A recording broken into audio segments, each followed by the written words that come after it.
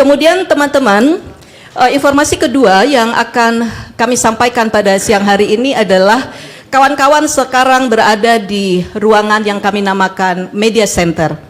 Ini adalah bagian yang kami bangun untuk menjadi tempat bekerja kawan-kawan media pada saat nanti pertandingan mulai dari bulan Juni sampai dengan Juli. Dan tentu saja akan ada mekanisme yang berlaku. Siapa saja yang bisa masuk ke dalam ruangan ini, kami akan menyampaikan undangan secara resmi kepada pimpinan Bapak Ibu sekalian, yang kemudian pasti media akan mengirimkan perwakilannya untuk ditugaskan kemari, dan teman-teman harus melalui proses registrasi terlebih dahulu. Jadi yang bisa masuk nanti di dalam ruangan ini adalah teman-teman yang sudah terregister dengan baik, dan itu akan kita mulai buka nanti di 11 Juni sampai dengan 19 Juli 2026. Kemudian selain ruangan media center yang ada di sini, kawan-kawan bisa melihat nanti bisa bekerja melalui layar yang kami sudah sediakan di sini. Ini nanti akan kami lengkapi dengan fasilitas komputer supaya teman-teman bisa sambil bekerja, sambil menyaksikan, sambil membuat konten untuk berita yang akan disebarluaskan kepada seluruh masyarakat Indonesia.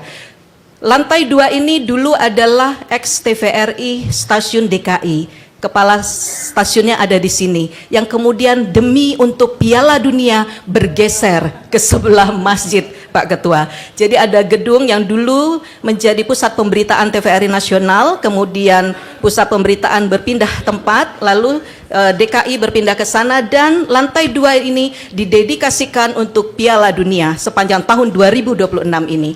Selain ruangan media center yang kami bangun di sini juga dilengkapi dengan ruangan kerja untuk tim redaksi Piala Dunia. Kemudian juga ada studio podcast di sebelah ruangan ini, ada studio podcast. Lalu juga di paling ujung itu adalah ruang istirahat.